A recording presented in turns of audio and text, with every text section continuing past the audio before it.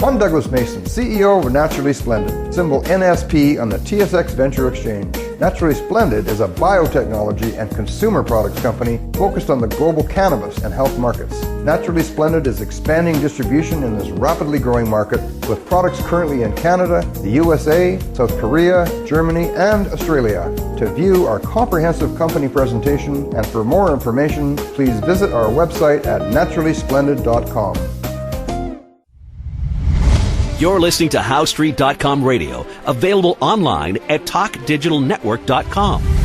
Welcome to HowStreet.com radio, the online source for market opinions. Here is Jim Goddard. My guest is Ross Kay. He's a home ownership consultant at thewealthyhomeowner.ca. Welcome back to the show, Ross. And thanks for having me back, Jim. Ross, last week's show generated some question on the numbers you proposed for the first-time home buyer incentive and what it would cost people. Can you clarify how you came up with those numbers? Yeah, sure. So, when you look at the program, there's been a lot of things that have been said about it that have turned out to be partially true or simply inaccurate. And what we were trying to do last week in the show was explain to people how the negatives of the program, what the real cost of the program was. So last week I was mentioning about what CMHC effectively is doing is loaning you the money, and CMHC is expecting the same return that CMHC would be getting had they lent you the money at 10.25% on a 25-year amortization mortgage. So that is the same thing that I said last week. I'm just trying to clarify it a little bit more. So the money that people are going to be getting through the first-time home buyer incentive, CMHC is going to share in the profits or the losses that you have in your home. Well, Canadians don't really sell their houses when it's a loss. They generally only sell when there's a gain. So CMHC is certainly relying upon that. The housing stock in general improves. The overall housing stock in Canada improves around 2.7% each year. Then you also have inflation each year. So you arrive at a price of somewhere around 4.27 when it's all said and done. We look at that number, Jim, from a long historical perspective. So we're going back 40 years when we're looking at this number. So if it's been true for 40 years, you would think it's probably going to be true going forward. Now, we could get to a point where inflation is 0, or we could get to a point where inflation is 6, 7, 8, 9%. But odds on that either of those two extremes, they're going to be short-lived. So you just go back to the historical norm. So when you take for the sake of the argument, a 4.27% increase nationally in the quality of the Canadian housing stock, you're going to expect house prices to go up by that amount. But CMHC is fully aware that you're going to be improving your home every single day that you own it. Canadians always do. I mean, you're not looking at homes out there that look the same as they looked like 25 years ago. Houses are totally different. I mean, it wasn't too long ago where Formica countertops, dusty rose carpets, and bright shiny brass were the dream of every brand new home buyer. Where today, it's nickel-plated hardware, which was frowned upon back in the brass days. You have natural wood cupboards or wood-looking cupboards. The Formica now is gone. Our European style is what they used to call it. And carpeting now is returned to the hardwood, which, when they're putting dusty rose carpets in, the hardwood was being covered over. So your house is going to evolve over time. CMHC is relying upon that to get that 4% number that we're estimating here. If you take out if the CMHC was to give you a mortgage for the first-time home buyer incentive, and you repaid it over 25 years in monthly payments, you would have paid a total of principal and interest equal to that gain I just talked about. So what CMHC is effectively doing is giving you a 25-year term mortgage with all of the payments associated with it, which you will repay in a balloon payment 25 years later. Now that's what the cost of the mortgage is. We have also seen in the last couple of weeks so many different price points given for the maximum amount of the first-time homebuyer incentive.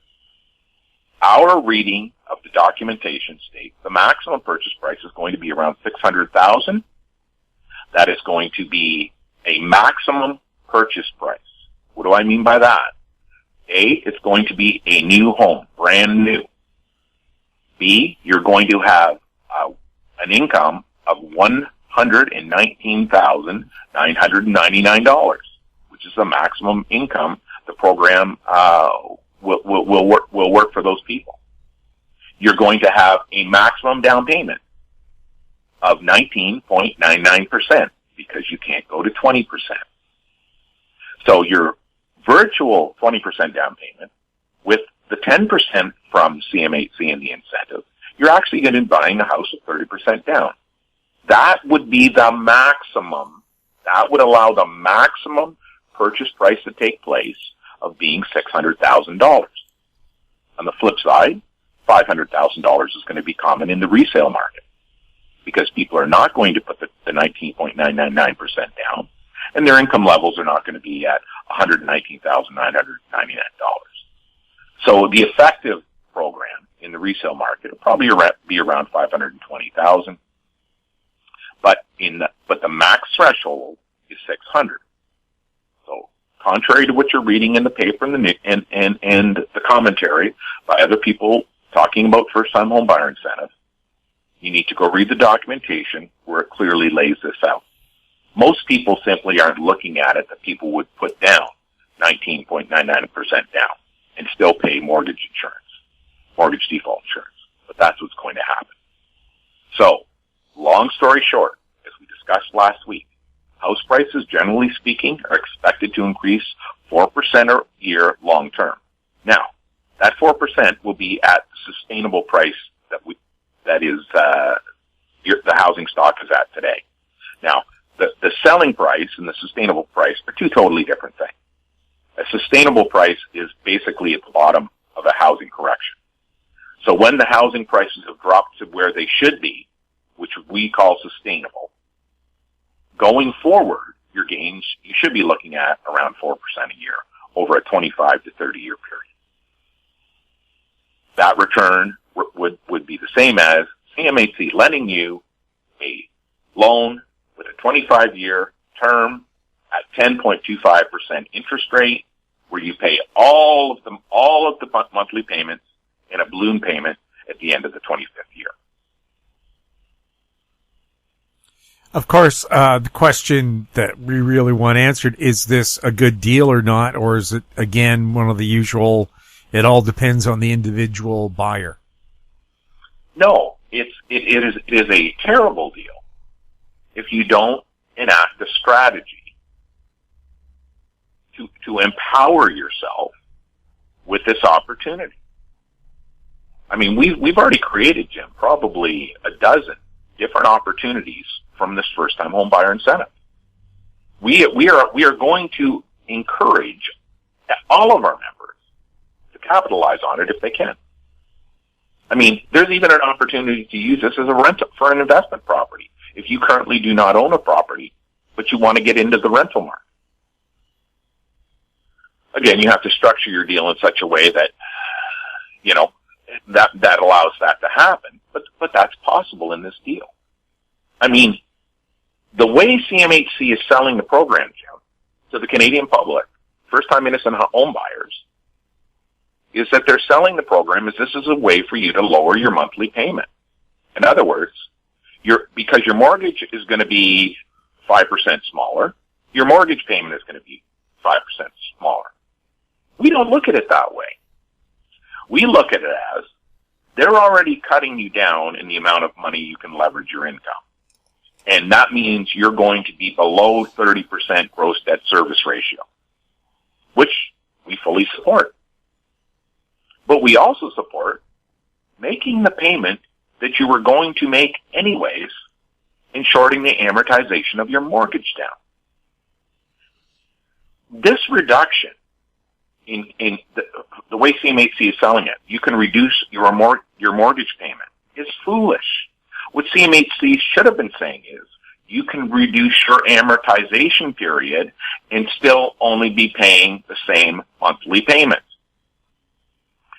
Knock off 4 years of your mortgage payment, folks. Take your 25-year AM down to 21 years. Look at your bottom line, having 4 years less of mortgage payments. See how that works out for your net wealth. Take the money instead. Go ahead. Don't pay down the mortgage on the shorter AM. Instead, use that savings, spend that savings on filling up your TFSA. Use those savings. Still spend them. Still have the exact same expense, whether you took the incentive or not. But fill up your TFSA with the same payment that you would have been making on the mortgage. And pay that for the same 25 years like you would have with your mortgage. And then do the calculation on that going forward. You can more than offset all of the balloon payment, and you can turn a positive profit. If it's in the TFSA, it's tax-free. Same as your house, capital gains tax-free. So those are the many ways that you can utilize the program. What you will not win at, what you will not succeed with, which will take away your wealth, is if you act upon it the way that CMHC and all of these marketing people around the real estate stakeholders want to present it to you. And that is a lower monthly mortgage payment. That's the most foolish thing that I've ever heard being recommended to the public at large. CMHC, I think, is disgusting for framing this entire conversation as if it's going to lower your home ownership cost. No, it's not. It's going to increase it. It's going to give you a 10.25% mortgage for 25 years where you have to pay it all off in a balloon payment 25 years from now. There is not one Canadian out there, I don't believe, who would sign a mortgage at 10.25% today. But that's exactly what CMHC is asking you to do. You can work around it, Jim. You can make it profitable. But if you listen to the stakeholders whose only objective is to get you to buy a bigger house because now your mortgage payment is lower, or pay less money monthly, then you're going to lose. And that's the way the program is designed. We'll have more with Ross Kay right after the break. Media recognition from Bloomberg, Reuters, recycling trade publications. Patented process for 100% recovery of critical metals, including cobalt, lithium, nickel, manganese, aluminum. American Manganese is focused on recycling lithium-ion batteries for electric vehicles. American Manganese trades on the TSX Venture, AMY, the US, AMYZF, and Frankfurt 2AM. For more information, visit AmericanManganeseInc.com or phone me, Larry Ray, at 778-574-4444. Hi, I'm Douglas Mason, President and CEO of Rainy Mountain Royalty Corp., RMO, on the TSX Venture Exchange. Rainy Mountain Royalty Corp. is a Canadian-based mineral exploration project generator. The company currently holds multiple property interests in Ontario with joint venture partners and is seeking further joint venture partners for other drill-ready properties in our portfolio. For more information, please visit our website at rmroyalty.com or call me at 604-922-2030. Welcome back. We're speaking with Ross Kay. Ross, we're seeing news about pre-sale condo concerns and pending new condo completions that could add a jump in homes for sale. Are those concerns real, or do you think otherwise? I think the concerns are real, but I think it is a common function of a housing market. I mean, this is not new, Jim. In Ontario in the 1990s correction, this is exactly what happened. There are some high-powered, high-selling real estate agents in Ontario today who were wiped out, financially wiped out in the 1990 correction because they had purchased so many pre-sale condos and they couldn't close on them. These are big names in the real estate sector, and they made this mistake 30 years ago. And here we are today, the mistake's happening again. And no one warned the public about this over the last 5 years. There should have been ads running on television by the government, by the banks, by financial advisors, warning the public about buying a pre-sale condo in an escalating housing market that is going to, sooner or later, go over a cliff. Housing prices do not go up forever. It is impossible. There is not enough income in the world, let alone Canada, to support Canadian housing prices going up forever. We could sell off the entire Canadian housing stock to foreign buyers, the entire Canadian housing stock, and all Canadians would be standing there homeless. It's never going to be allowed to happen. It happens in these short windows where governments are ignorant to what's going on, where outsiders capitalize on the flaws of your system. The policies are built in a way that allows people to capitalize on your system. But sooner than later, governments are forced to act. You know, as certainly people saw in Vancouver, and as people saw here in Ontario. They act too late, but again, that's the same thing too, Jim.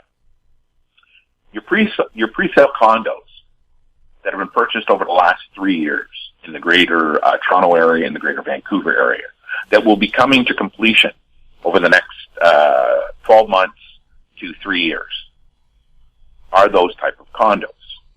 There are a lot of speculators who bought them. We are now into a declining house price environment in both cities. That means when those properties come for sale, the profits the speculator was expecting to get won't be there. So they're going to want to dump their condos. It only takes, Jim, 3 extra condos in a building to come to market. New completions, the speculators lost out, the speculators are just looking to dump them. To cause the entire price of all the condominiums in a building to drop. This is the second stage of a housing correction. When we talked about the surge, remember the surge that took place in Vancouver in 17, which was predicated on a little bit on the first-time buyer boost, and then in Toronto in 2018, the stabilized market. No, folks, you were seeing how the new homes market and the resale market interact with one another. People had made decisions 2 and 3 years earlier that even though the correction was happening, they had to deal with it. The builders, seeing the correction taking place, rushed the closings quicker than what they normally would put them off for. That caused a surge in those markets during those period of time. Then a year later, subsequently, the market slowed down again. Everybody's wondering, well, what happened? This is how a housing market functions. The governments don't understand that they need to put controls on the new housing stock being added. And because we need this new housing stock, and limit the damage that is done as a market rolls over. Politicians don't understand how they work, so they don't do that. So this new condominium pre-sales, first you see the pre-sales start to close. Buildings where the developer had paid ridiculous price for the land and was planning on a ridiculous per square foot building cost or sale cost in the condo, realizes that those are no longer possible. So they cancel the condominium building, the pre-sale. You have other ones where they've already sold. And the condo developer now is getting worried that depending on when you bought it, maybe 3 years ago, prices have not fallen back down, that maybe that 3-year-old price is still good. But what about 1 year ago? Maybe those people are already underwater. The builder rushes to get them to completion, Then they come onto the market, and it's a self-fulfilling prophecy. I think that's the biggest comment that I would say, Jim, about the pre-sale condo issue and the pending problem that is inevitably going to arrive here. We'll have more with Ross Kay right after this. Cypress Development Corp. is developing a world-class lithium resource in the heart of Clayton Valley, Nevada. The size of the resource makes the Clayton Valley project a premier asset with the potential to impact the future of lithium supply. Cypress Development Corp. trades on the TSX Venture Exchange, symbol CYP, the OTCQB, symbol CYDVF, and on Frankfurt, symbol C1Z1. For more information, please visit our website, cypressdevelopmentcorp.com. Don't miss out. Stay informed. Receive the HowStreet.com weekly recap with thought-provoking podcasts, radio, and articles delivered to your inbox. Sign up for the HowStreet.com weekly recap on our homepage at HowStreet.com. I'm going to have to run to the little DJ's room here, so we'll try to make this one fast. Okay. Welcome back. We're speaking with Ross Kay. Ross, a new survey was released saying backyards remain the number one desire of home buyers. Why are Canadians so preoccupied with that backyard? Well, it's the hallmark of the Canadian life, a backyard. Everybody wants a backyard. We look at it in two ways. Not only, well, I guess maybe more than two ways, but two main ways, Jim. A backyard makes you what has a potential to make you a healthier and wealthier family. When you buy a home with a backyard, you have the opportunity to plant a garden. It was very, very common 25 years ago that people would harvest from their garden nonstop throughout the summer months and fall. It's very easy in a backyard garden to generate $2,500 worth of food for your family. Very easy. Now take $2,500. Take $2,500 for families. This is tax-free money. And put it in your TFSA. All of a sudden, your backyard pays for a large percentage of your house in the long term. While you're working in the garden, you're exercising. You're getting healthier. You're outside. Your stress levels decrease. You're eating healthier food because you're growing it yourself. You know what pesticides are on it. This is another benefit of the backyard. Your children can go and camp out in the backyard, put the tent up. They can experience a healthy lifestyle in their backyard. You can put a swing set on. The kids are free to go out in the backyard whenever they want and play. You don't have to worry about them going down the street to the local playground. You have a pet. Your pet has free reign of the backyard. You don't have to worry about your pet running out and getting hit by a car. It is a plethora, Jim. It is just what is available to people who want to take advantage of it. With owning a backyard, it makes no sense to us at all that the governments across Canada are trying to restrict people from having a backyard. Everything that is going on in our cities today is designed to get people to not have a backyard. When it's the most life-fulfilling feature that is available in owning a home or living or having shelter of anything. Now, I'm not going to say that everybody is suited to that.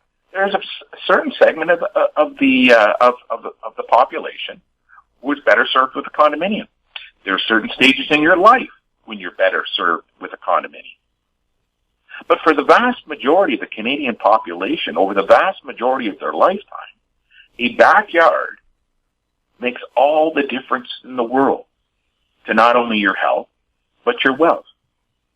You want to put a hot tub in, go ahead. You can't do that if you don't have a backyard. You want to have a swimming pool for the kids in the summer. You can't do that if you don't have a backyard. You want to plant trees and flowers and vegetables. You can't do that if you don't have a backyard.